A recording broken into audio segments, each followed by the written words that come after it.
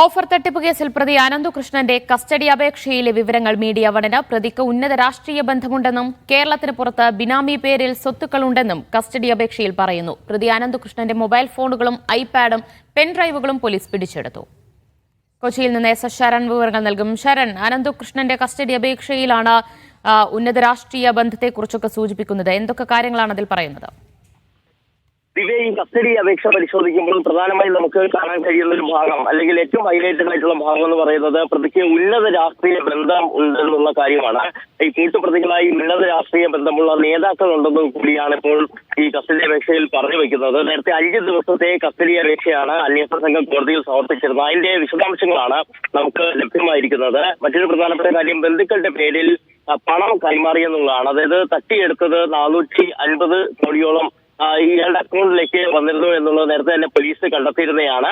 അതിൽ തന്നെ ഒരു പങ്ക് ഈ ബന്ധുക്കളുടെ പേരിൽ കൈമാറി എന്നുള്ളത് ഈ കസ്റ്റഡി അപേക്ഷയിൽ പറയുന്നത്. ഒപ്പം തന്നെ കേരളത്തിന് പുറത്ത് ബിനാമി പേരിൽ സ്വത്തുക്കൾ വാങ്ങിയിട്ടുണ്ട്. ഒപ്പം തട്ടിയെടുത്ത പണം ധനകാര്യ സ്ഥാപനങ്ങളിൽ നിക്ഷേപിച്ചു.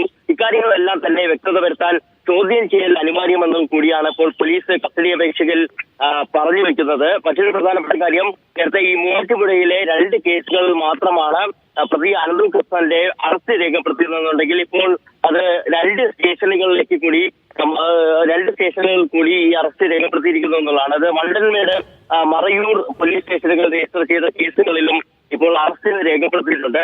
ഒപ്പം തന്നെ ഈ പ്രതി അനന്തകൃഷ്ണന്റെ മൊബൈൽ ഫോണുകളും ഐപാഡുകളും പെൻഡ്രൈവുകളും പിടിച്ചെടുത്തിട്ടുണ്ട്.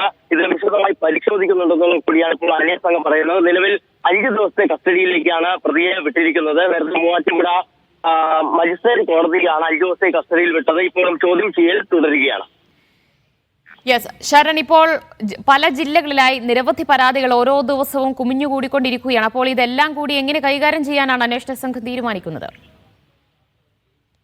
അതായത് തുടക്കത്തിൽ മൂവാറ്റുപുഴയിൽ ഒരു കേസാണ് ഉണ്ടായിരുന്നെന്നുണ്ടെങ്കിൽ പിന്നീട് നമുക്ക് കാണാൻ കഴിഞ്ഞിരുന്നത് എറണാകുളം റൂറൽ മാത്രം 20 കേസുകൾ വരുന്നു. അത് മാത്രമല്ല, എല്ലാ ജില്ലകളിൽ നിന്നും പരാതികൾ ഉയർന്നു വരികയും 50-ലധികം കേസുകൾ സംസ്ഥാനത്ത് രേഖപ്പെടുത്തിയിട്ടുണ്ട് അല്ലെങ്കിൽ എടുത്തിട്ടുണ്ട് എന്നുള്ളതാണ് മനസ്സിലാക്കാൻ കഴിഞ്ഞിട്ടുള്ളത്. സ്വാഭാവികമായിട്ടും അതിന്റെ അടിസ്ഥാനത്തിൽ കൂടിയാണ്. അതായത് ഈ പ്രതിയുടെ അക്കൗണ്ടുകളിലേക്ക് 19 അക്കൗണ്ടുകളാണ് പ്രതിക്കുള്ളത്. ഈ 19 അക്കൗണ്ടുകളിലേക്കായി 450 കോടി രൂപ എത്തിയിരുന്നു എന്നുള്ളൂ. അപ്പോൾ ഇത്ര വലിയൊരു തട്ടിപ്പ് സ്വാഭാവികമായിട്ടും ഒരു ജില്ലയിൽ പോലീസിന് മാത്രമായിട്ട് അന്വേഷിക്കാൻ കഴിയില്ല. അതുകൊണ്ട് കൂടിയാണ് ക്രൈംബ്രാഞ്ചിന് കൈമാറാൻ തീരുമാനിച്ചിരുന്നത്. സ്റ്റേറ്റ് ക്രൈംബ്രാഞ്ച് വൈകാതെ തന്നെ ഈ കേസ് അന്വേഷണം ഏറ്റെടുക്കുമെന്നുള്ളതാണ് നമുക്ക് മനസ്സിലാക്കാൻ കഴിയുന്നത്.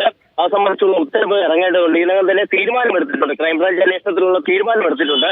എന്നാൽ ഉത്തരവ് ഇറങ്ങിയിട്ടില്ല. അത് വൈകാതെ തന്നെ ഉണ്ടാകുമെന്നുള്ളതാണ് പ്രതീക്ഷിക്കുന്നത്. യെസ്, ക്രൈംബ്രാഞ്ച് തന്നെ കേസ് ഏറ്റെടുത്തേക്കുമെന്നാണ് അറിയുന്നത്. അതിനുള്ള ഉത്തരവ് ഇറങ്ങണം എന്ന ഒരു നടപടിക്രമം മാത്രമേ ബാക്കിയുള്ളൂ. എന്തായാലും കസ്റ്റഡി അപേക്ഷയിലാണ്, അനന്തകൃഷ്ണന്റെ കസ്റ്റഡി അപേക്ഷയിലാണ് പ്രതിയുടെ ഉന്നത രാഷ്ട്രീയ ബന്ധത്തെക്കുറിച്ചൊക്കെ സൂചനകളുള്ളത്.